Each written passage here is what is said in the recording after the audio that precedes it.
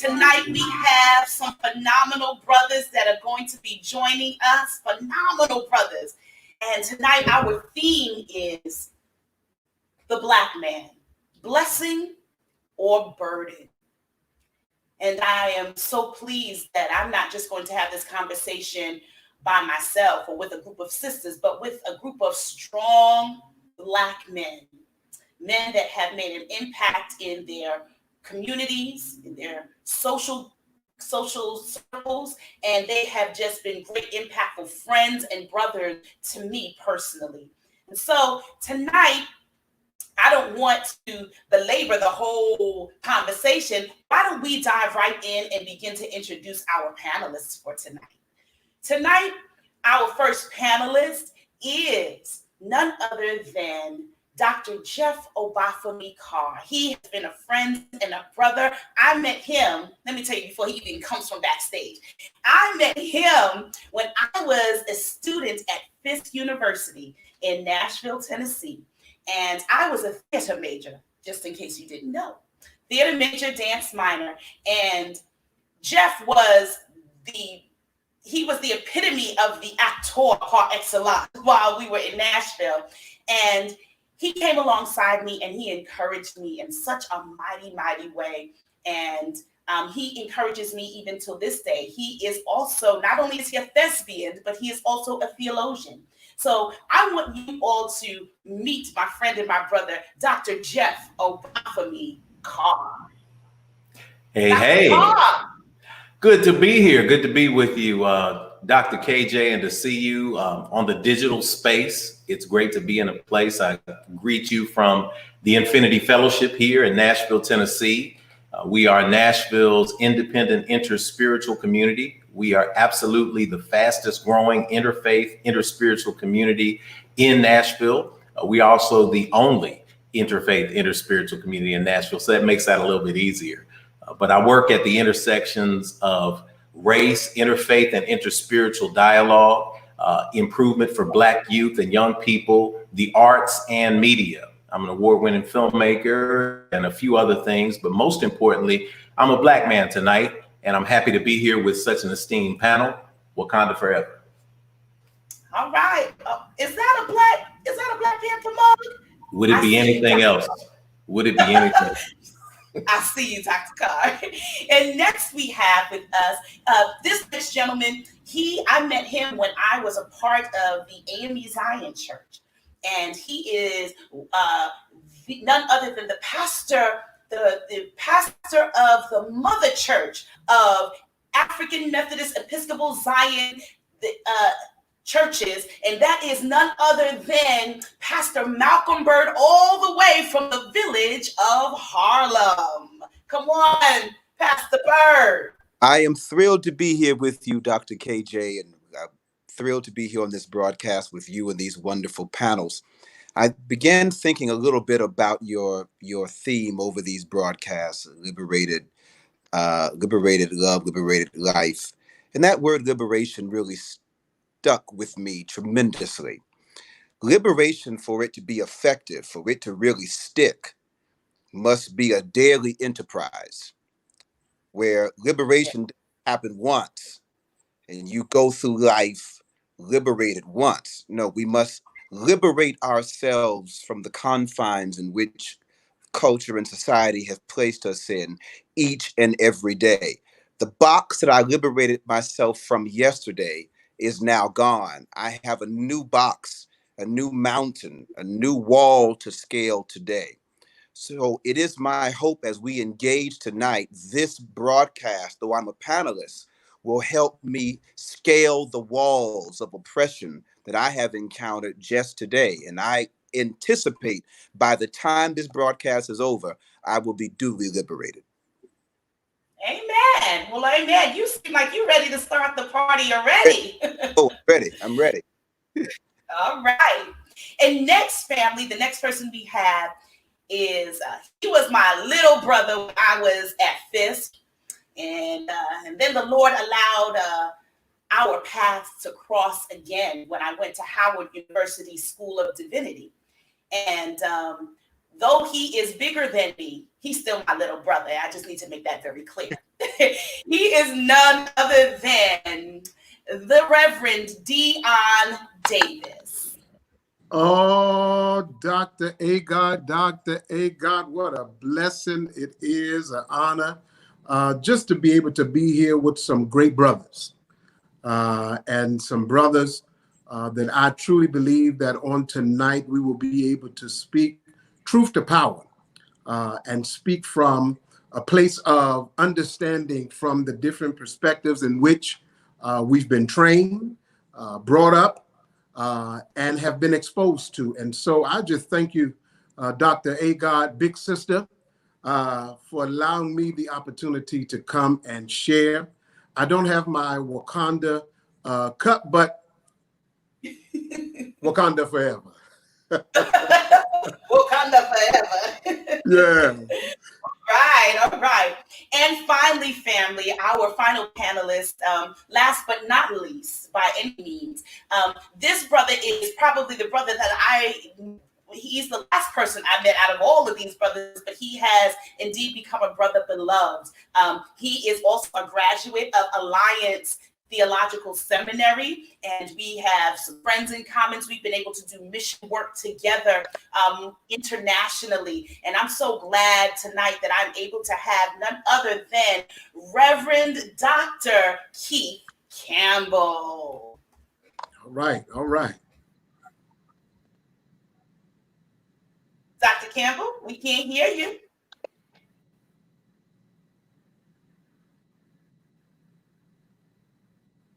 He getting it together. Yes, he is. Oh yeah. We're unable to hear Dr. Campbell right now, but that's okay. That's okay. He's going to keep working on what he has to work on his end, and we are going to keep the flow of what's happening. All right. And then when he comes on, he'll come on in and he'll jump on in. Tonight, our theme is the Black man, blessing or burden. And I just want to start out our conversation tonight asking exactly that. What is your opinion tonight? Is being a Black man, or has it been for you, a blessing or a burden? Great question. Dr. Agard, let me jump in. I would say that if I may jump in. Give me 1 second. I think we may have Dr. Campbell. Dr. Campbell, you're up. Can you hear us? Yes, I can hear you. Can you hear me? We can hear you. Yes, we can. Awesome. I'm so grateful that I can come in. Yes, Dr. Campbell. Go ahead and introduce yourself. Let us know who you are, what you do, where you're from. Oh, all right. I'm Keith Campbell. I pastor a wonderful church called Restoration Christian Ministries in the Bronx. I'm also a 25-year member of the NYPD, and I am a Black man, and I'm proud, and I'm so excited. I'm also a redeemed man, and I'm so excited to join the discussion, especially the brother that said his time of liberation, we're going to get liberated together. Right on. Amen. So, Pastor Campbell, while you stepped away from us for a moment, I went ahead and I posed the question. Are you, as a Black man, have you found that it is a blessing or a burden? And I believe that Pastor Byrd was going to go ahead and share with us his opinion or his thoughts on that question.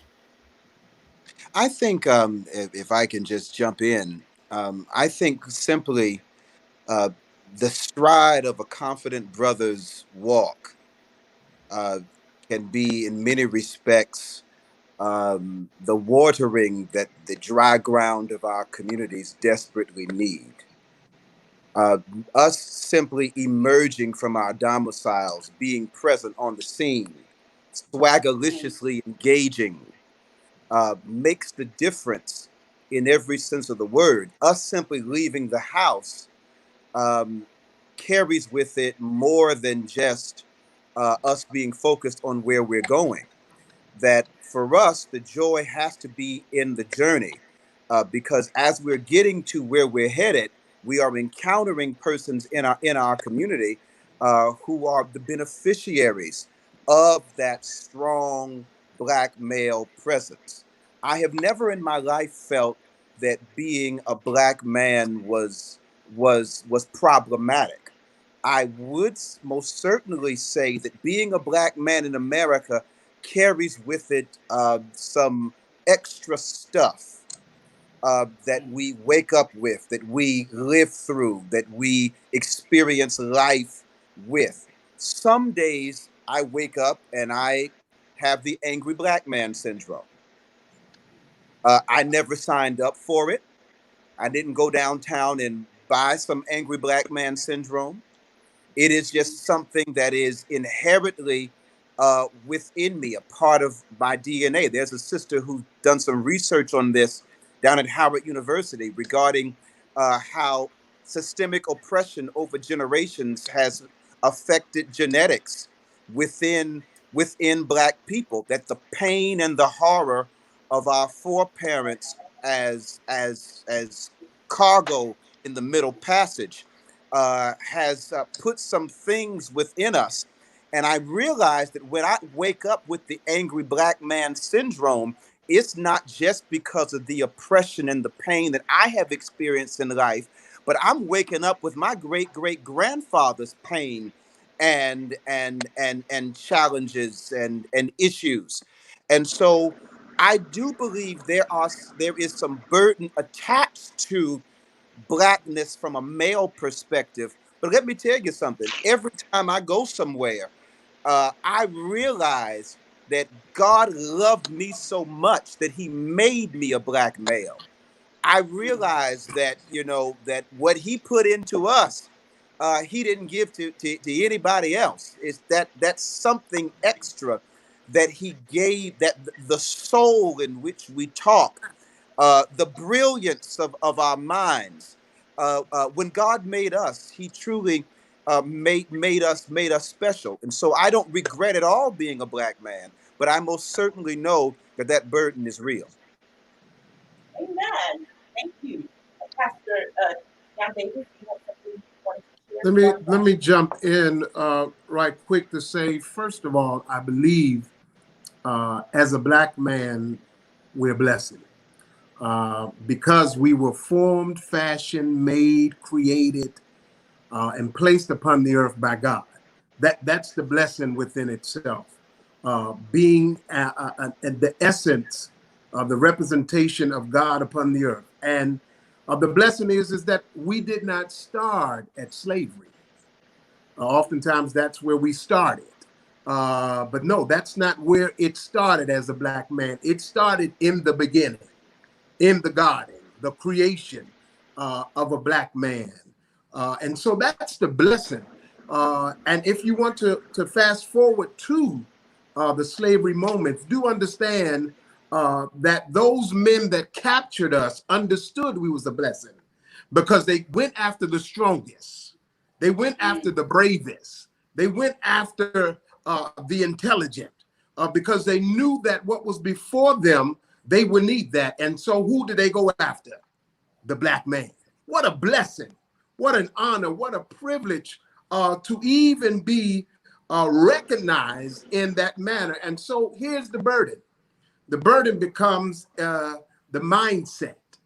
The mindset that has gone down through generations to generations to generations to dehumanize us as black men. And that's carried on. And so the mindset has become that I am a strong black man, depending on how many women I have, depending on how much money I have, depending on my muscles, depending on these external things. That's the burden.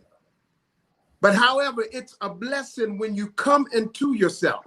The Bible said there was a certain man that was wandering out, but the blessing was he came to himself and realized who and what he was. And so the blessing becomes is when we come to ourselves, come to the mindset that we come from the greatest, created by the greatest. We are the greatest. A black man. It's a blessing, and it's a burden. All right. Dr. Carr. Yeah, I'll add to it, because the brothers have done a good job kind of capsulizing this energy of what it means to be a black man. And a couple of things to piggyback on what they're saying. When I was coming up, I was part of the first wave of integration, which means that people a little bit about 10 years older than me, they were the ones who got, shot at, spit on, and all of that. I was part of the class that was blessed to be able to go to school with white folk.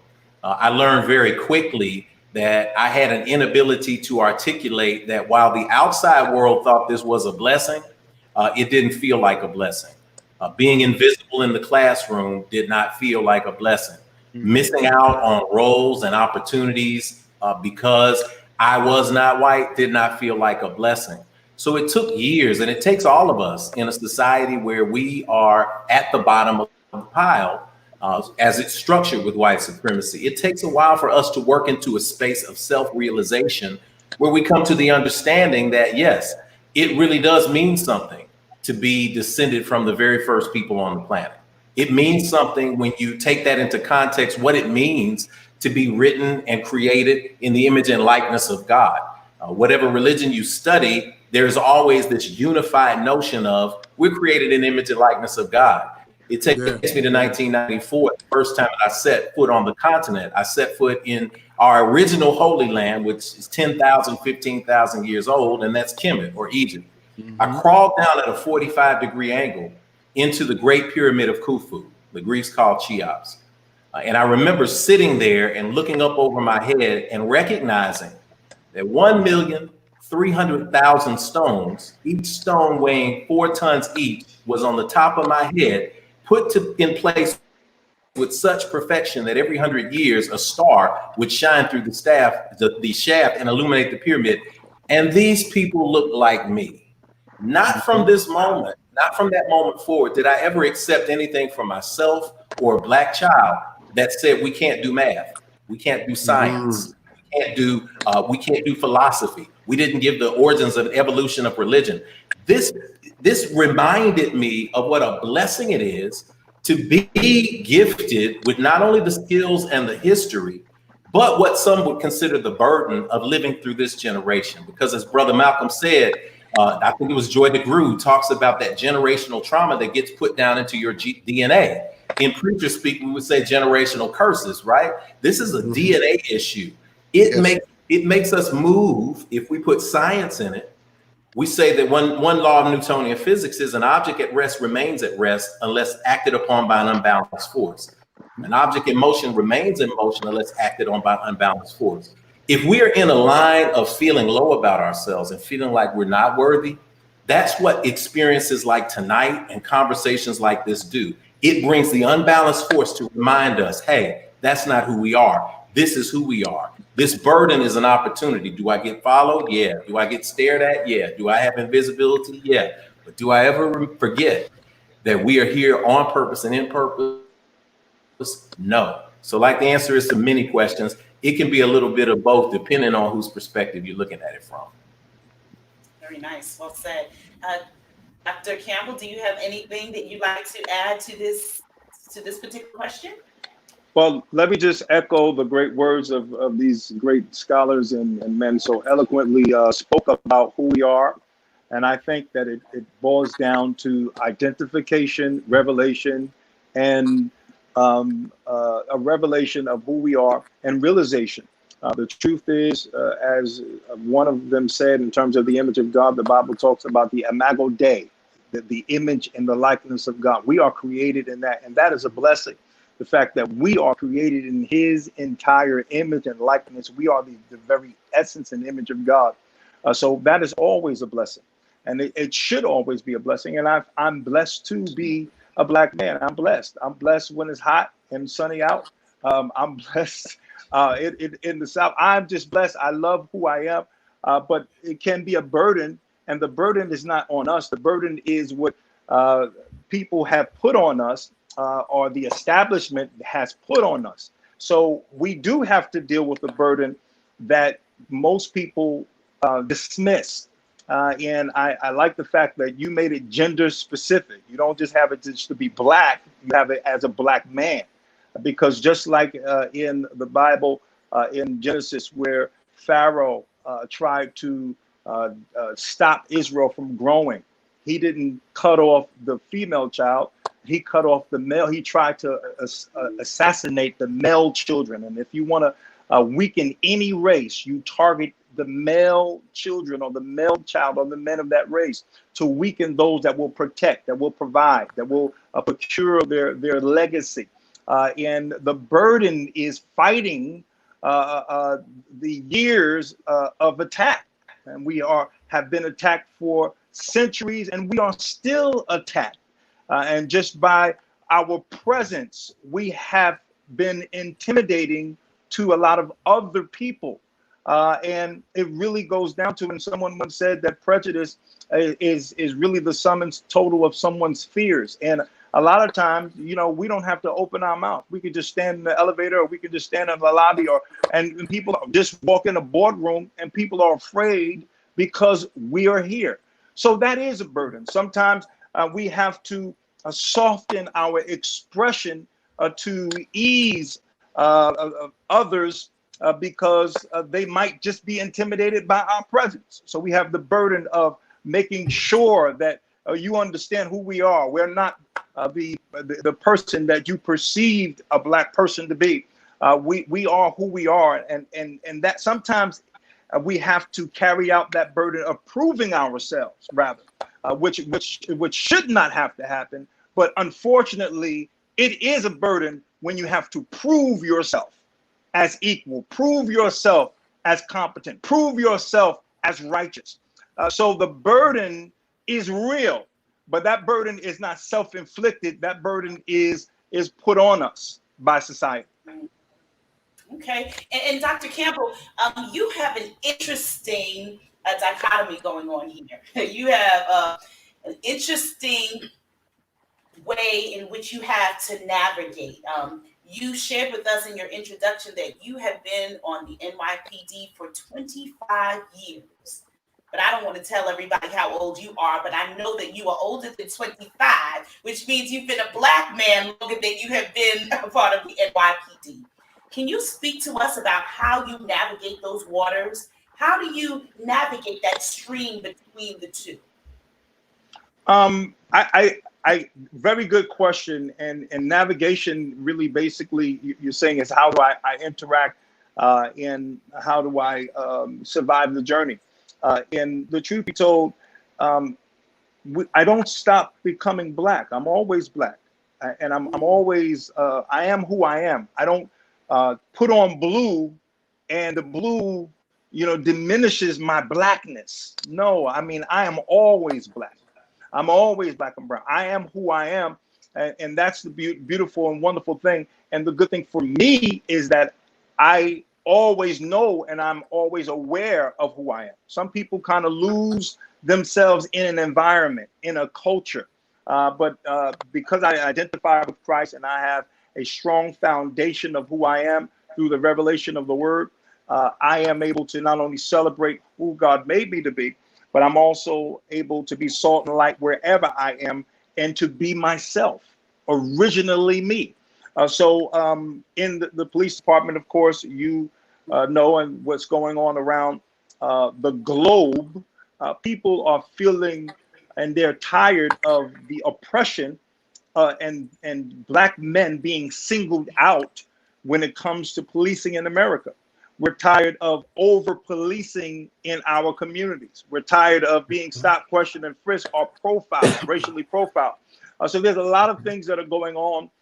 And I do have the unique opportunity to see both sides. I'm able to see the side of anarchy. I'm able to see the side of rebellion. I'm able to see the side of disrespect for authority. Not only when it comes to the police department, but I've been privy to be able to be called into homes of color and homes of people of color. And I see the rebellion within the families. I see, you know, children and domestic violence and things within our own community, how we rise up. So if your teenage boy is not listening to if he's not listening to his mother, his father, the school teacher, he's fighting his own parents, he's fighting his siblings, he's beating up his girlfriend. When he encounters the police, I don't think that we're going to be dancing a new age dance.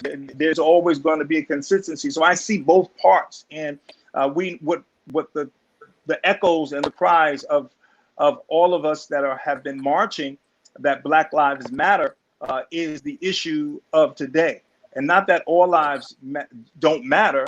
The reality is Black lives are the lives that are being oppressed and singled out. We are the ones that have the burden of over policing, the burden of dying in police custody, the burden of having the criminal justice system turn on us, where in other persuasions, they don't have the same kind of judgment.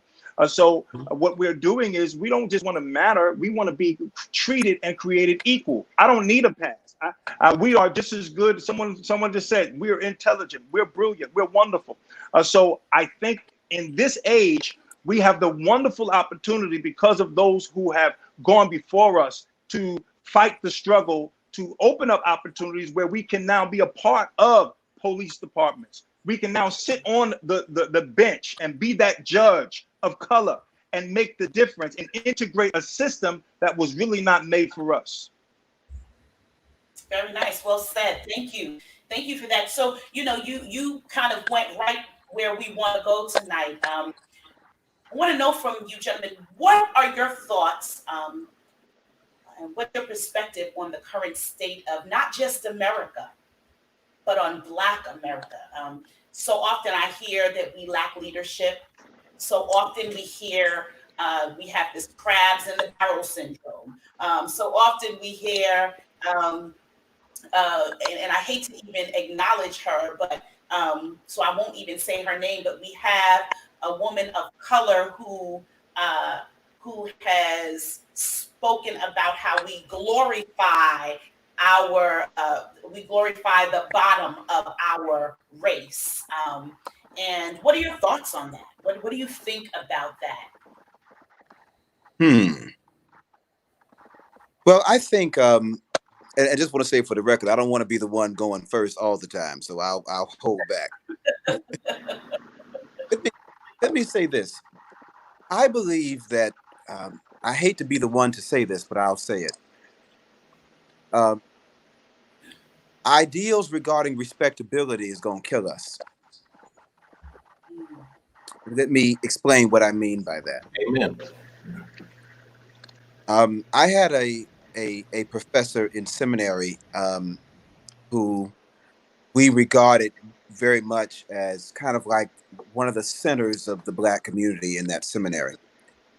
And he told us, he said, when you're around in this community, be sure you wear, you dress up, you're not out looking any kind of way. I don't really know what that means. But he said, be sure you're not out looking any kind of way. When you're driving around this community, be sure your music is turned down. And if by chance you're pulled over, tell them where you go to school, and they'll let you go. And so his whole issue with us as a Black man talking to other Black men is make yourself look respectable enough to not be an open, willing victim in the hands of white brutality. Wow. He never addressed the fact that the white brutality was wrong and misplaced to begin with. But it was this idea of, if I look a certain way, the white folk won't beat up on me as much. Wow. What the truth of the matter is, it was the late Vernon Johns said it some years ago. Reverend Vernon Johns, Malcolm X said it some time ago.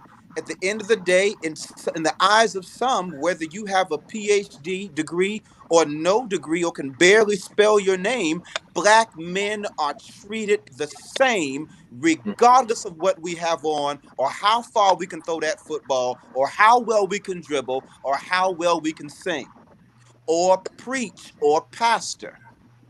So I think we have to really get away from this idea of respectability, because even in our own communities now, we're hearing things such as, I'm with the protesters, but what's the looting all about?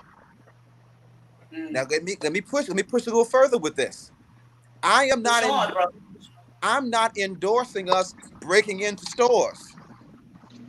But if you're going to say to your own kind, don't loot, Where is that same energy when it comes to the fact that Black Americans in America is proof that white folk been looting a long time? They looted and are still looting West Africa, Sure. are here as looted cargo from West Africa. And when you look at what's going on with the looters, these looters are not looting stores and putting the shoes on. They're selling them because they have no jobs. They have no opportunities. Mothers are and fathers and grandmothers are looting grocery stores. They're going into CVS and they're taking the milk out of the back of the CVS because their children need milk. So when you look at the systemic oppression our people have experienced, our respectability issues, we're so busy saying they shouldn't be doing it instead of looking at the systemic oppression we have experienced as a people to look at why they would need to do it in the first place. You know, that's an excellent point, Brother Malcolm. And he points to something. We act as if our kids and our young kids and our millennials don't read.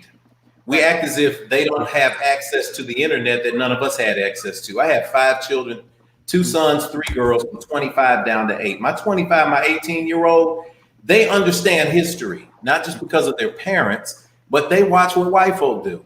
Mm-hmm. They understand the difference between somebody accidentally breaking a window out and being called a looter, and somebody turning a car over, setting it on fire, breaking through every single store, and they call it revelry after a national championship, if it's white folks.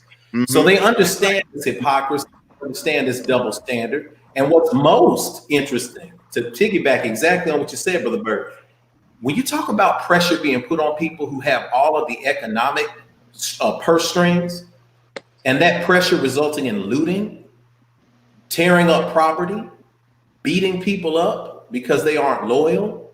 I'm telling the story of 1770 and the Boston Tea Party and what made the colonists turn on the British. They beat up store owners who liked the British. They broke into property. They dumped 4 tons of British property into the harbor in a very violent night of rioting.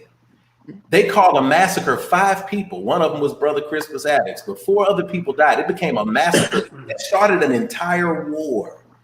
We look then down the line and before that, what happens with looting, everything all over the world. Looting is as American as apple pie. It's just what happens. When people are oppressed, it's not a big deal. Let me bridge a gap here, and I'm going to say something that's controversial, for which I shall not apologize, because I always say, if I say something, show me the fruit or the proof that I'm wrong. We have to be careful as brothers who are in various iterations of the cloth. I tell this to everybody because we have to make sure we ask the question, whose side are we on? Are we on the side of right and justice, or are we going to become agents of the state? When people call me and they say, "Oh, Reverend Carr, why can't we want to have peace? We want to have peaceful protests like the 60s." I said, "Do you see the blood streaming down those people's heads? Do you see those dogs in those pictures? Do you see those fire hoses? What are you talking about?" If we want to talk about empowerment and treating the causes and not the symptoms, we can have that conversation of what we need to build. All of us know that. Every Black man in America knows what you need to be successful in America. But if we have that space where we inadvertently, some of that slavery leftover stuff, become agents of the state, then they call us when they need somebody to tell somebody to be peaceful. Mm-hmm. They don't call it for community building. And there's a class of folks, it's a mentality that's here that become, as Dr. Joy DeGruy talks about it, post-traumatic slave syndrome, the gatekeeper mentality. Mm-hmm. So we need to have more brothers like Brother Keith who are behind that blue. But my wife and I talk sometimes, and we talk about the times that I get pulled over, and sometimes we're here late at night. We've done some stuff. We had an event. And just late at night, she said, "I'll drive and make sure we get home." I'm like, "Okay, cool, you drive." She says, the thing that I get is that I've never had a problem out of a white policeman. The problem I've had the most out of is some of the brothers.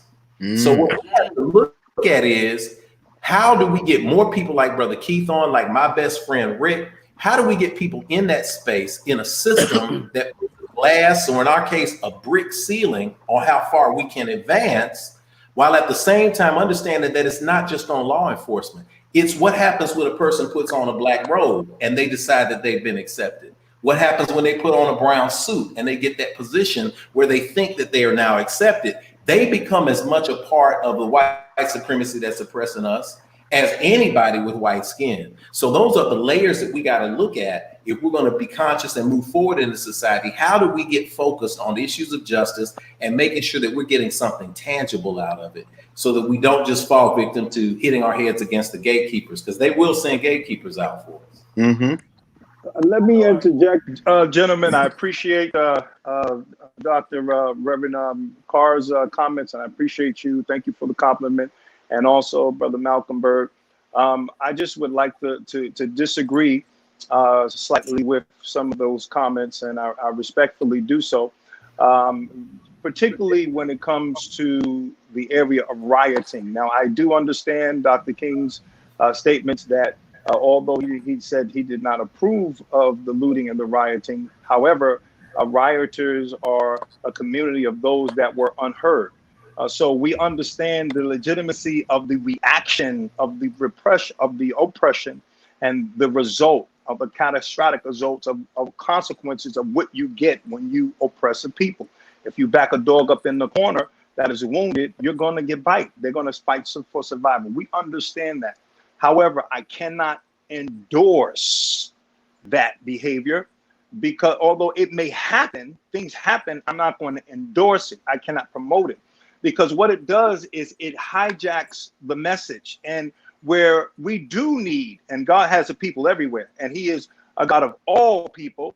And even though we were the first people, he was a God of all people, and everyone came out of Adam and Eve, and there goes the whole race. It is important that we have different people from other ethnicities and groups to be a part of the message of truth that we carry. And sometimes when we endorse behaviors that hijack the message, the enemy points out the negative, and they don't, or the fruits of the tree, and we don't get to the root of the problem. The root of the problem is we've been oppressed. A lot of people, even immigrants, and I have to say immigrants that are people of color, a lot of them that are not educated, they don't even acknowledge the struggle if they didn't grow up in America like we do. This struggle has to, you have, we've been bought. So you do know we've been bought, but they have to be taught. And people have to come to a revelation or identification or realization of the legitimacy of our argument. So our protest becomes illegitimate to some when the news focuses on people running out with 10 pairs of sneakers. And I know, Brother Malcolm, you focused on, I don't know who focused on the milk. I think that was you, Reverend. Us stealing milk and cereal and stuff like that. I don't think that that's the problem across the country of poverty at that magnitude. I think that we have a wonderful system where people are not really dying of hunger in America. I think the issue is those looters were looting all kinds of stores. They were just reckless. And I had firsthand, I had a front row seat of the recklessness, a front row seat of them throwing those cocktails, Molotov cocktails, and blowing up stuff and stealing stuff. They were stealing from the people. They were going in stores, stealing computers, and then the guy come out and they'll beat them up and take it. We cannot have recklessness and endorse reckless behavior as, I believe, as people of God. We can point them out, but the message has to remain the same, because truth will overcome falsities anytime. I'll pause because I know there's going to be reactions, and I'll just let y'all go. Oh yeah, oh yeah, yes. You made a really, really powerful point in speaking about persons that are immigrants, and we have to really understand that there are so many. I'm a first generation American child, right? And I realized, coming from a community where, my mother came from Jamaica when she was 14. My father came from Guyana, South America, in his early 20s. And so they came from these countries. But the reality is, regardless of where you come from, you get in your car, when you walk down the street, you are a Black man. My father is a Black man. He doesn't wear the Guyana flag on his forehead. And even if he did wear the Guyana flag on his forehead, the reality is he's a Black man. And so the teaching cannot just be about African Americans, because, and I think that's one of the reasons why we say Black Lives Matter, because it's not about African Americans. It's not about the Africans that are part of the diaspora that got dropped off in America. We have to understand that being a part of the diaspora also means you were dropped off in the islands. You were dropped off in South America. You were dropped off in all these other places. But when you come to America, when you go to any of these countries, you are still Black. And I just need to say that, because so often we find ourselves say, holding up this flag and think that the flag is going to be our saving grace.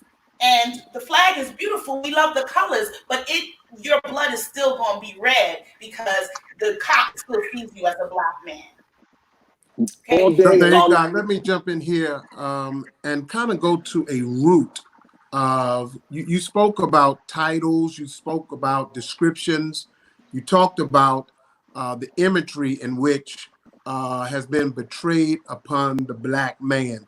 I had the wonderful opportunity coming straight out of college to teach at a middle at-risk school. And when I went, I don't know if you've seen the movie Lean on Me, but when I went into the classroom, that's exactly what it looked like. They were jumping rope, music was going on, they was rapping, it was and the principal, I went for the interview and the principal said, "You're hired today," and took me to that classroom. And I go into this classroom and see all of these children, and in my mind, I'm fresh out of school. I got theory, I have all of this wonderful education, but nobody told me about this. And so I asked a question to some of them. I asked the question, why do you act the way that you act? And you know what some of them told me? They said, because I'm ADHD. I said, what does that mean? They said, I don't know, but if you ADHD, this is the way you're supposed to act. Then some of them said, because I'm MR. I said, what is MR? They said, I don't know, but if you MR, if you have this classification, this is what somebody that has MR act like.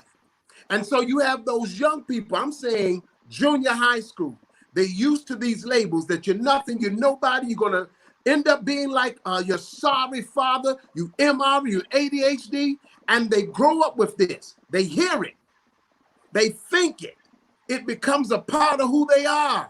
And so it started when they was 14, and now they're 40, and that's all they've been hearing. And so I act like somebody that's MR, I act like somebody that's ADHD, and don't even know what the label is. But the quest or the experience that needs to happen is that we need the affirmation that, boy, you are somebody. I don't care what neighborhood you come from. I don't care who your mother and father said you were, or what you was not, what society depict you as, what label you got. You are somebody. You come from kings. You come from queens. You come from power. You are somebody. Stand up, pull your pants up, and stand and be who God has called for you to be, no matter the label. And so I tell parents oftentimes, be careful of what you allow to get in the ear cycle of your children, because that becomes a part of who they are, their makeup. If you don't affirm that, I do understand that you may have some difficulties, learning difficulties, behavior difficulties, but guess what? That's not you. You are powerful. You are innovative. You are unique. You are special. So Brother Davis, so Pastor Davis, as you share that and you bring us to the point where we're discussing our young people, what do you think what's happening around us right now, how we're responding, and all those things. How do you think this impacts the young people, the young men, the younger generation? What are we teaching them about manhood? What are we teaching them about life? What are we teaching them about Blackness? What message do you think is being sent? And if the message that is being sent is a negative message, how can we change the narrative? I think we need to do more teaching. I want to stand and say, unfortunately, sometimes from generation to generation, the teaching is not there. We've lost the griot, the one that gave the understanding. I heard a prominent pastor, a prominent bishop within our society said, the issue and the problem is sometimes is that those of us that have been on stage are on too long. And that we don't prepare those that are coming behind. And instead of being on the stage, being the stage. And so my thing is that we need to have some teaching. We need to have the griot to speak aloud, to sit our brothers down, to allow them to know what it is to be a man, what it is to be a responsible husband, what it is to be financially stable, what it is, because what has happened is that from generation to generation, because the griot, and we've lost the sense of the griot, it's like we're recreating it. So it's some teaching, and I'm not saying it's all across the board. Yes, there are some teaching, but as a whole, we need some great teachers, and we need the griot to come and not be separated from, because sometimes it's like those young people over there, they need some help. No, bring them in. Talk to them young brothers. Talk to those that are coming behind, because when we go off the scene, what will they do? How will they do it if they don't have a teacher? And Dr. Carr, you have sons, right? You have Yeah, I got 2 sons, I got 3 daughters, and for about 30 years, we have a performing arts academy that we do in the summer. For 11 years, we would be going on 12 had it not been for COVID, kind of closing things down here in Tennessee. But over the course of that academy, we've sent 100% of the kids to college, or at least graduated from high school. Some of them chose other paths. But one of the things that we instill in them is the understanding that kids are no different from us. You know, our young people ask them, what's wrong with the young people? Well, what's wrong with you? How do you act when people not listen to you? You act out. How do you act when people aren't valuing your opinion? You act out. Kids are no different. It's just that, especially at a young age, their frontal lobes are not closed.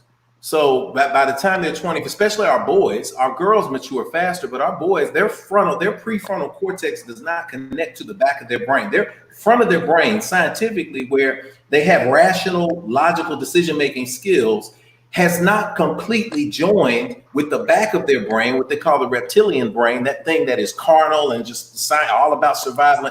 It doesn't connect until you're 27, 28 years old on average. So most of the kids are doing what we would do back then. So because of that, they're like any other species on the planet. The males tend to learn from the males. So what we have to do is, and what Brother Dion said is absolutely positive, we have to teach. The added layer that we have to do, and here's where it gets tough. We have to model.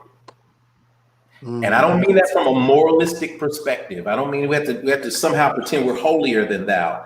But I understand, kids understand what the old folks used to say down in the country. Son, in life, you get what you inspect and not what you expect. So we can expect that our kids are going to do as we say and not as we do. But the reality is they live what they learn. So when they see us come home and talk about how hard it was for the white man, and we dealt with all of this stuff, and how dare he talk to me, and they said, well, did you say something to him, Dad? Did you stand up? And they said, no, I want to make sure I keep the peace. I'm going to navigate this the right way. But then you go off on mama. But then you act funky towards them. But then you act weird toward everybody else because you didn't have the spine to stand up at work. Guess what happens to those kids? You can pour into them all you want to. You can buy them every video game you can. They are absolutely not going to have a foundation of respect for you. So who do they turn to? They turn to the people who, at least in their own perception, are out there standing strong and being strong and bucking up and taking care of business. Does it last? No, because people thinking they own a block is just a myth. Their names aren't on a block. But this is how they get into that cycle. So it's really incumbent upon us to begin to model that behavior. And that's why institution building and being a part of institutions that we own and operate and celebrate is one of the foundational ways that we could bring young people into saying, hey, I can have mine too. I can have this sense of respect. Then I can learn to navigate in a larger society. Brothers, I need to kind of take a turn here. Okay. African-American men, as we said, I may have stated, was African-American men are 4 times more likely to die as a result of suicide than African-American women. Men of color. It's been said that many of our men have been living with depression. Many of our men are struggling, and they find it difficult to navigate this world and be transparent, to become intimate with the women that they are with. They find it very difficult to be able to do these things. So I want to ask you, as a Black woman, what can we as Black women do to support our men? And I don't mean romantically. I don't mean rub your feet when you get home after a long day. That's good, Keisha. That's good. That's good.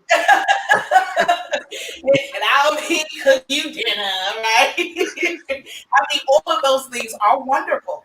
Yeah. However, I'm talking about, I have 3 older brothers. I have 4 nephews. I have 2 godsons. I have men in my circle, brothers in my circle, you brothers in my circle of influence. How can the women that are watching be of support to their husbands, to their sons? What can we do? Well, go ahead. Go ahead. Come on, you first all the time, man. Oh, we running in this one. We running. So it's on you. It's on you, Campbell. It's on you, bro. Go ahead. Well, I would like to say that men of color need some things that are specific to us. Number one, our women can give us affirmation. Affirmation goes a long way. And just because you may be at the same kind of job or at the same kind of have the same challenges, and you might be multitasking with yours, the pressure that we have is different from the pressure that I believe Black women face. So even Careful as now, brother. Reverend, Careful. no, it's different. I didn't say more. No, it's different. It is different. I have to affirm it. It's different. The pressure is different. And I didn't say more, but it's different. And how we are perceived is different. How we are received is different. So we need, because we're not going to get the kind of compliments out there that you may because of your beauty. We're not going to get that from the white man or the establishment, but you will get it because of your beauty, because of your eloquence. But we may not, because of that whole thing I said in the beginning, that we are seen as a threat all the time. So who's going to affirm us? Who's going to compliment us? Who's going to boost us up? We need our women to encourage us, to affirm us, and not to overly criticize. Now, don't get me wrong. I'm not saying that we can't be corrected, but we have to be protected with that affirmation. And after the affirmation and realizing who we are and the struggle that we have, because the truth be told, if you really peel back the onion and look at who's really in the higher institutions of learning at a higher rate, there are Black women are in colleges at a higher rate, graduating more than our Black men. That's the reality. If you look in our churches and who's filling the pews, it's our Black women that are getting that teaching that the brother was talking about than our Black men. So you have that knowledge that pastor has poured into, that anointing, that grace. Feed with love, feed with affirmation, and as you do that, you will find that we will use that strength and bring back home the results of that empowerment. Okay, wonderful. So we've heard affirmation. What's something else, brothers? Let me jump We in. all agree I that we just need believe to be that affirming our brothers. I once would we say receive if that affirmation, okay, Hold on. We've got no, tag team. no, We're gonna go to Brother Malcolm, and no, then no, we're no, gonna come back right to now. Brother Dion. I'm gonna wait till last because Davis is ready. He's hot. He's ready. I'm gonna wait. mine's gonna be short and sweet. Short and sweet. Once I think that affirmation brings forth a level of complimenting instead of conflicting. When there's a complimenting, that means that it's gelling together and that we're growing together. We're building together.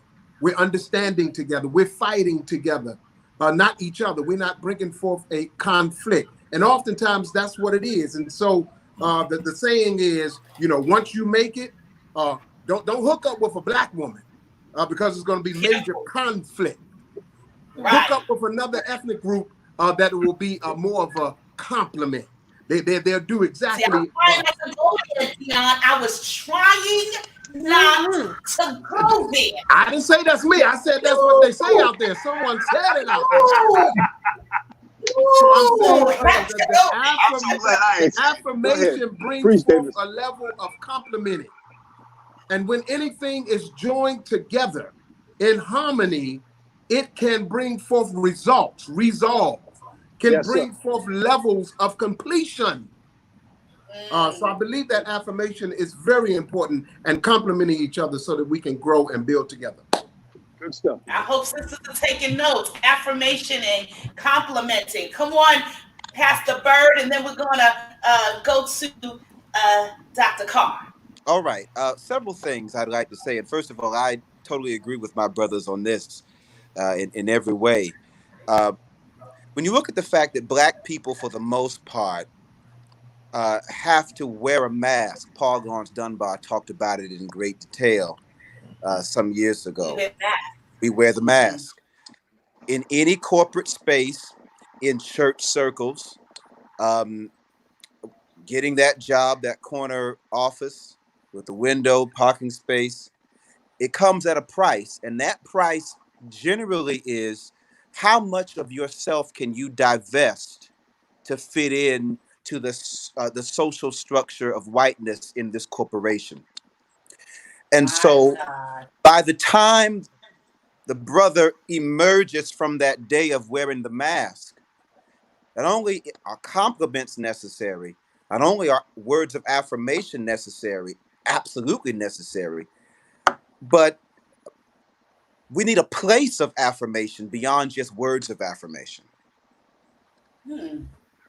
That's good. Is there a place where we can be ourselves, where words are optional? Can I lay my head across your lap? No words in the conversation, but I know that in this moment, I am at one with myself and I am at peace with the world. Yes, but it can't be every night. Did I say that? I did not say every night. I'm just making a statement. Let's try 6 nights out of 7. Nothing can be every night. We've learned. All I'm saying is I've learned as not every night. That nothing can be every night. Our view is we are over the hour mark, so I mean it's only going downhill from here. Okay. So if I can just wrap up, honestly, I'm not saying every night, but I'm saying what I am suggesting that is necessary. I know that let's say I'm willing to provide that as well. I think we just need a space where we can take off the mask, where we don't have to come into spaces with our significant other or in the presence of Black women and pass out a card that says that we've been accredited by whiteness all day. I think we just need a space of affirmation where words are optional. We don't always have to say anything. What that man say? It's written all over your face. You don't have to. You don't have to say a word. You don't have to. And just smile. And that's the rude boy. Right. The countenance speaks to the pain we've endured throughout the day. We've come over a way that with tears have been watered. All of that. Yes. We just need a place to be. We need a place to be. Dr. Agard, I'm not going to skip my brother. I just want to just say, Byrd, that was just powerful. I think what he said is women, you need to listen, because this is truly man talk. Because men don't always talk. No. So we don't talk.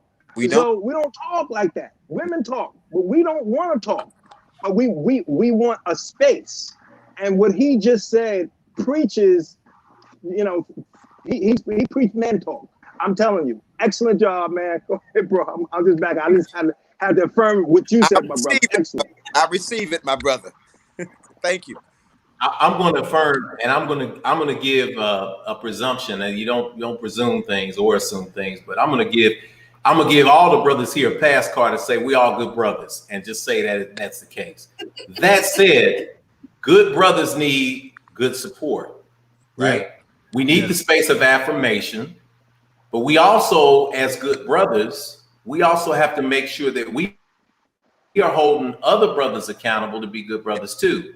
Yeah. As far as what women can do, I'm going to give y'all some I hope y'all don't mind if I just talk very, very real. I'm a little more less constrained by theology or free space. But I deal with a lot of people who are in that growing population of, I want to see spirituality beyond just religion. So I get a lot of people here who have experienced church hurt, and they come to a space because they want what everybody wants, and that's to be affirmed. We as men want to be affirmed. But I caution the sisters. Here's what happens when we have these conversations about grace, right?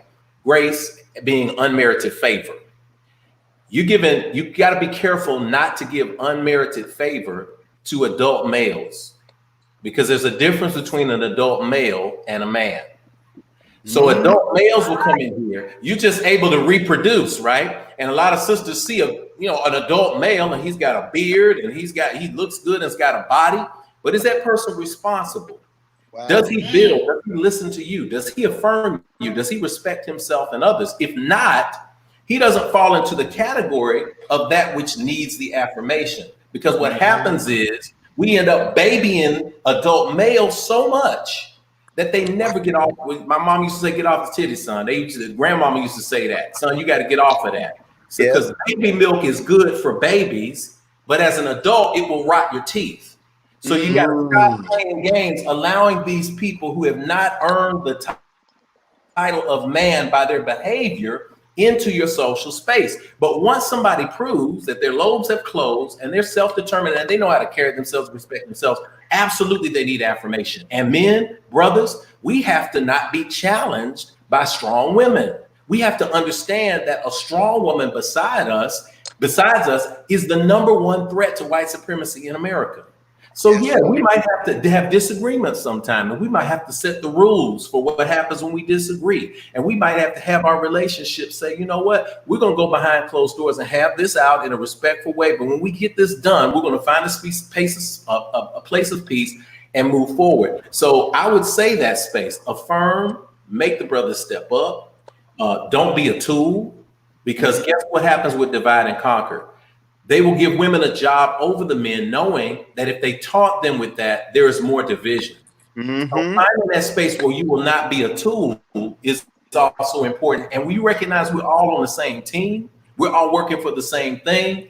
That's what the system fears. But that is what's called alignment. And it produces fruit. It produces power. I'm going to say this and then I'm done with this part. Women who are in the church, in traditional church in particular, because I deal with a lot of folks who said, I'm done with that, I need to go somewhere else. Women, number one thing you can start doing going forward is tell. You tell. If these pastors hit on you, you tell. If these minister leaders who come and get your kids abuse children, you tell. Much of the hurt that comes from our young ladies is because they have experienced sexual trauma and other trauma in a space that they thought was a safe space. And people can only get away with that if other brothers continue to do that. Brother Dion talked about the griots. We had that in communities. Wherever you go back, if somebody stepped out of line like that, he got surrounded by brothers. Yes, sir. And it was over. So if we can get back to a place where we understand what community is and that we protect the women more than anything, guess what? You begin to see that balance that they worked so hard for 300 years to throw into an imbalanced space. Good. My Lord. That's See, a now good. I might have to invite you brothers back to have the relationship conversation, because y'all seem to got real hype when I asked how the listen women. now. Okay, and so brothers, and we're about to open up now for some questions from our viewing audience. And we have one question that has come to us. One sister wants to know, how do we move forward? How do we move forward? Audience, go ahead and put your question right there in the chat box, and we will see your questions.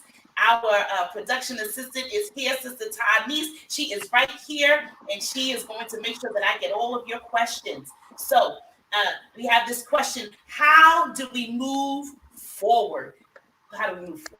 Dr. Agard, I would say it kind of falls in line where we are today. We're in a global pandemic that has shut everything down. And I believe it has put us in a state of being, which is stressful for a lot of people because we're used to doing and we're not used to being.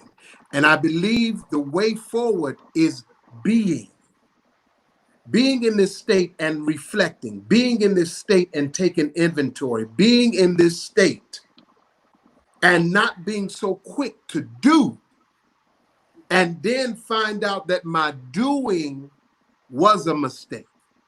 So my point would be, let us be still, and let's finally hear the voice of God, because I believe that oftentimes we have mimicked the voice, but it's really our voice. My So Lord. I'm saying, let us be still. Let us be in this time, in this moment. Let's assess. Let us analyze. Let us take inventory. What has been, what is, so that we can understand which way we need to go forward. Is there another for that question? I believe that the question. I believe the question was asked when we were on the subject of what was going on in terms of the Black Lives Movement. And my team, we were talking about versus protesting. What do we do? How do we move forward? You know, what's our outlet? I think that was the context, if I'm not mistaken, of when that question was going forward. And I would say that we have to take advantage of the now. Now is the time. Listen, this what happened in Minneapolis took more people out of a place of quarantine to say this is not right. Mhm. When we saw a grown man cry out for his mother, pleading for 8 minutes, I can't breathe. I mean, you know, no excuse for any policing, because Eric Garner was that sacrifice. He was that person that already had that encounter in 2014. 6 years later, we done seen every advertisement.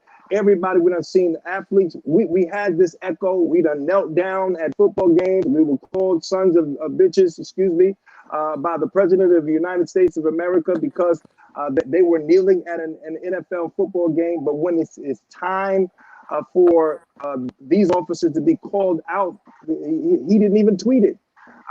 24 hours went by, and we see that he was only asked the question, and then he says, very, very sad, no empathy.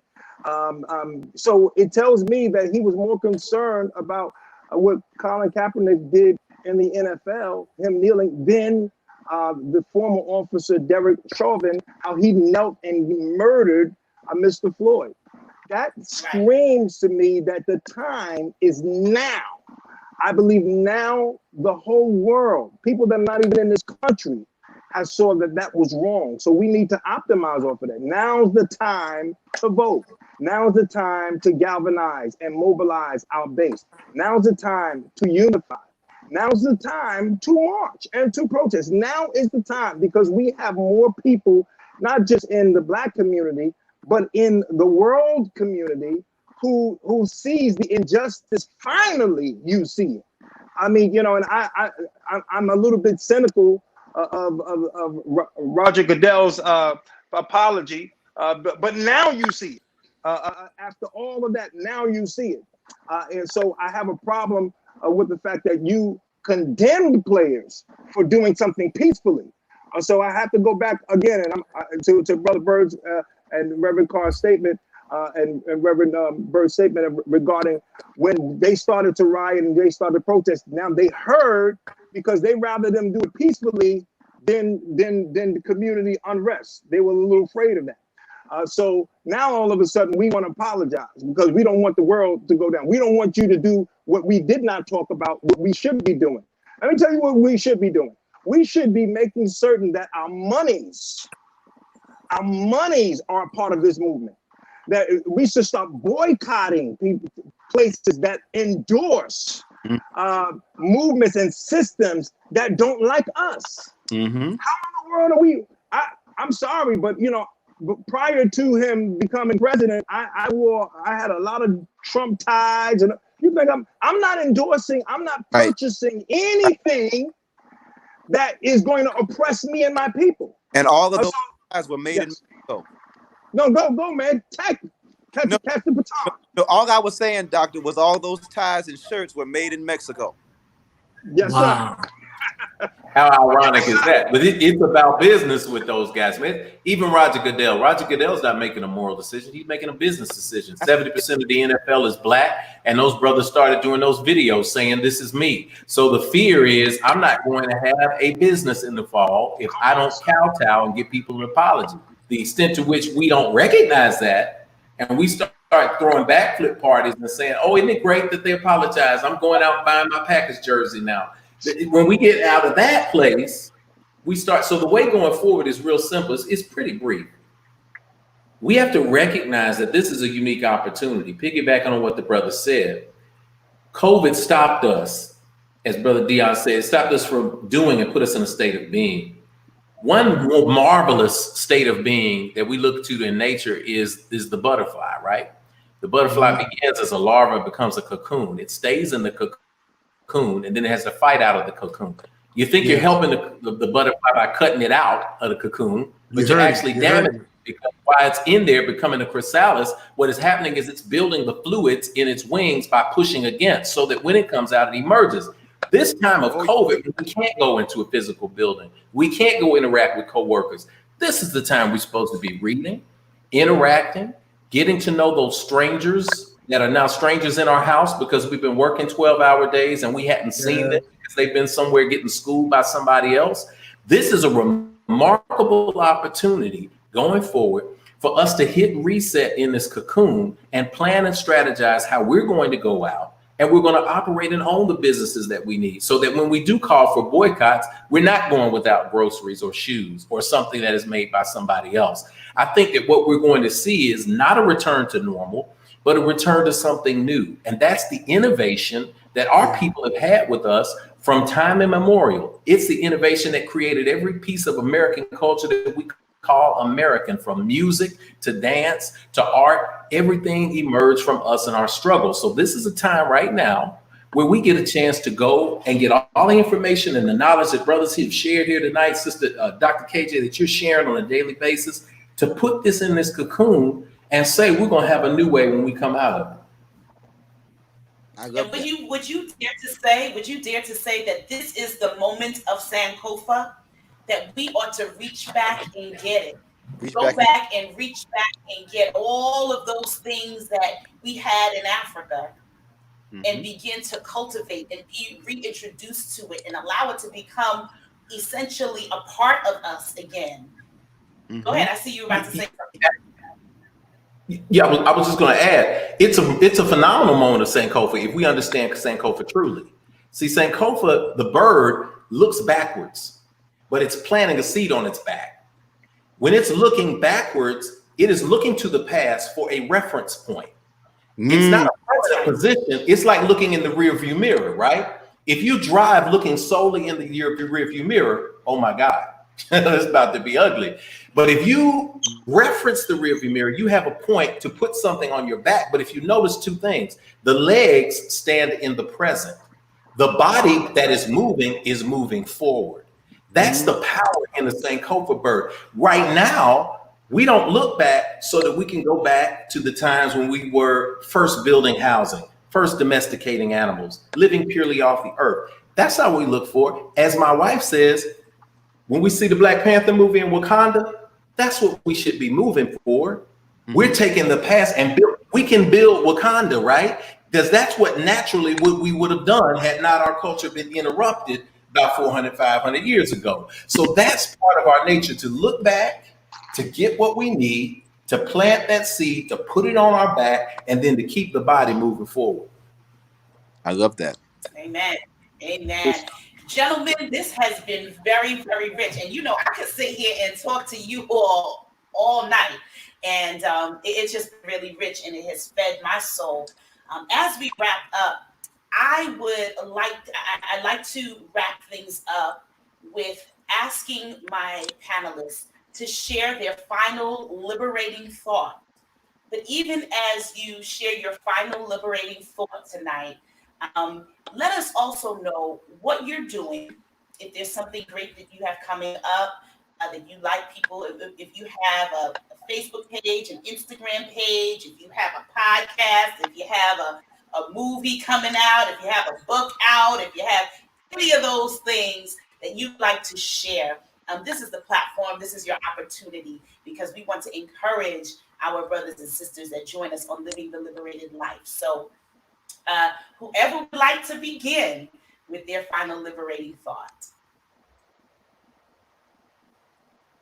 All right. Well, I guess I'm going to go head out here, I guess. There is, for the Fiskites who are on the line tonight, allow me to... and Jeff is married to a Fiskite. Let's be clear. Jeff is married. Okay. I can sing your alma mater, yes, sir. All right. I will yield to one of your great graduates, William Edward Burgard Du Bois. Oh, yeah. In the final line of that moving volume of 1903, The Souls of Black Folk. It ends speaking about a brother. And that last line is, "And the traveler girdeth himself and sets his face toward the morning and goes his way." And I am honored, I'm glad that my journey has allowed me to connect with this broadcast, this conversation, this panel tonight. I've gleaned more than I have offered. And that's the beauty of Black circles of wisdom and love. You emerge better than when you came. And I'm leaving this conversation better than I got here. And I'm grateful for all of you, and most certainly to the quintessential and the distinguished Dr. KJ for convening us on this evening. I'm the pastor of Mother AME Zion Church, the Church of Black Liberation, founded in 1796 in New York City. We are engaged in a number of things. We have a bail fund that we have developed, that persons in the community have contributed to, for persons who have been peacefully demonstrating, who've been arrested. We're paying their bail. Also, we just concluded a week as a COVID-19 testing site. This past week, we've been engaged with that. So you can find us, Mother AME Zion Church, on Facebook. I'm on Facebook as well. If you're on Instagram, I'm Partner in the Struggle on Instagram. That's my name on there, Partner in the Struggle, because Is it partner or partner? Partner. No. It's Partner in the Struggle. It should have been Partner. I should have yielded a bit to that a bit, but it's Partner in the Struggle. So find me. And again, I'm thrilled to be here tonight. I'm grateful. Thank you. Let me jump in and say it has been an honor and it's a privilege. It's an honor and privilege anytime that I can come into the room with brothers to speak, to commune, to fellowship, and to be able to be as one. Jesus took his disciples, took his brothers, took his boys up for a teaching moment in Matthew 5. And he said, "You're the light and you're the salt. light of the world, salt of the earth. And so as we push forward, as we propel forward, as we move forward, it is our duty, it is our assignment, it is our calling to be light and salt wherever we are and to represent the Father upon the earth. And so that's my charge for myself first, to be the first partaker. And then for those that are listening, wherever you may be, in what area you may be, whatever community, whatever state you may be in, be light and be salt, so that men and women will see your great works and then glorify your Father. As we are in these election moments, let's exercise the privilege to be able to vote and to make a difference. My name is Dion Davis, and I approve this message. Well, Lord. Well, Dion, you didn't tell us how we can find you as you're approving messages. You can find me at Dion L. Davis everywhere. Everywhere you look, Dion L. Davis. All right. Pastor Campbell. I just would like to say, and because I hold a unique position in law enforcement with the NYPD, I just would like to say that there are many people that are in the struggle, but that wear the uniform, that are in the struggle, that are in the armed services, that are in the struggle, as you said, the diaspora. God has a people everywhere. And it is important that we acknowledge that and we understand that so that we will be strategic in our fight for liberty, for justice, for freedom, and for progression. It is very, very important because the Bible says a house divided against itself cannot stand. I think it's also important that we do not lose our identity in this Babylonian culture, that in this place of exile, that we know who we are and we know whose we are, that we understand what our foundation and our faith is, and we understand that God has a people and we should not turn on one another. Whatever job that we have to do, we should do with dignity and with grace. But whatever we find our hands to do, as the scripture says, we should do with all of our might. We should do our best. So my encouragement to you is be the best in what you're doing. Be the best in what you're doing. We don't deserve mediocre. We have to be the best. And unfortunately, I would say fortunately, the question that you posed in the beginning, blessing or burden, the burden that we discussed was the fact that we have obstacles against us because of our color, because of the stigma of being Black. But the blessing is that we are induced and we are motivated. We are pushed to excellence, and God wants us to be excellent, to be the head and not the tail. So I want to encourage you, as you shed that light, as you become that salt, be that voice, be salt, be light, be that voice of reason. And we should think things through and not just react, but we should respond with wisdom, with knowledge, with understanding, with a sound mind. And as men of color, we should consider our Black women, our family.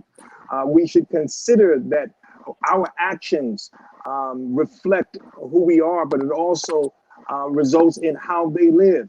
And we have to make decisions that benefit them and not just us. We cannot be selfish in our protests. We have to be wise and responsible as we move this movement forward.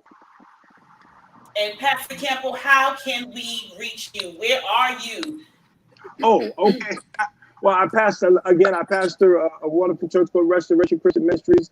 We're 822 East 233rd Street in the Bronx, New York. RCM Restores, www.rcmrestores.com. You can find us on rcmrestores.com.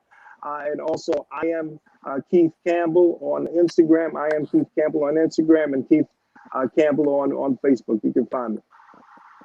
Wonderful, wonderful. And last but not least, I appreciate that, because y'all guys got to have a brother just clean up and they don't mind sweeping and doing all that kind of stuff. And that's me. And a lot of shop been wrecked around here. The brothers have brought it down, and you have brought it down in a good way, man. And I'm privileged. I'm honored. I'm humbled to be here with the brothers and to be here with you, Sister KJ, because you always push the envelope and you always do different things, and that's a good thing. Good thing. Strength is appreciated and it's affirmed. Here at the Infinity Fellowship, we do not teach tolerance of any kind. We don't tolerate people. We say toleration is what happens when you don't like or you hate somebody and you hold your nose and deal with it. We speak affirmation. We want you to come into a space where you're going to be loved and you're going to be your authentic self. So the things that we do go around one of the mantras that we have. We have a couple of mantras. One is your vibe attracts your tribe. Another mantra is the highest form of prayer is action. So we want to build. We build housing for people. We built Nashville's first micro home community. We saw that the tent city had been flooded. We crowdfunded and built Nashville's first tiny home community. We're building another project coming up in the next several months for creatives, artists, and teachers who will be displaced by the tornadoes and the flood. We also do our arts academy and youth training for the summer. We have built into our services for those who want to hop on. And the thing is, I love the internet because we've never done an advertisement. We've never done anything like that, which is my specialty in my professional world, because people have just found us organically. And so as a result, you can tune in after you watch a service. Sometimes I watch 3 or 4 different services on Sunday. And one thing that you'll see is on first and second Sunday, we do our standard service. We invite people of all faiths and cultures together. On third Sunday, we have a conversation like this. We have a topic and we give people a chance to ask questions, because when I was coming up in church, you didn't have a chance to ask questions. So we have it on third Sunday. And on fourth Sundays, yeah, I answer the question. I said, put me on the hot seat. I'll answer any question you got. On fourth Sundays, we move all the chairs and we do Yoga Sunday. So I'm also a certified yoga teacher. We do that because from the place that we operate from, it does no good if we can be spiritually really feeling good and then we're still doing terrible things to our bodies and we're unhealthy. So we want to make sure that we are vibrating in a space to not only live this life and live it more abundantly, but to be able to share that energy with other people. So we invite you to our website. It's www.myif.org. That's My Infinity Fellowship, myif.org. I'm on Instagram at TheRevJock, J-O-C, and I'm on Twitter at RevJock, and I'm also on Facebook with the Infinity Fellowship. And again, I appreciate you all. My last words won't be mine. They'll be Howard Thurman. It's a theological principle we teach here. Howard Thurman said, don't ask what the world needs. Ask what makes you come alive and go do it. Because what the world needs is people who have come alive. Yes. Yes. Say that one more time as we close. Just say that one more time. That will be our closing. Howard Thurman said, don't ask what the world needs. Ask what makes you come alive and go for it. Because what the world needs is people who have come alive. We thank each and every one of you that have come and joined us for living the liberated life. We love each and every one of you just for you taking the time out to share your Thursday evening with us. Stay tuned. Make sure you follow us on Instagram and Facebook. Stay tuned. We have a great topic coming up for you next month. I love you, love you, love you. Now live a liberated life.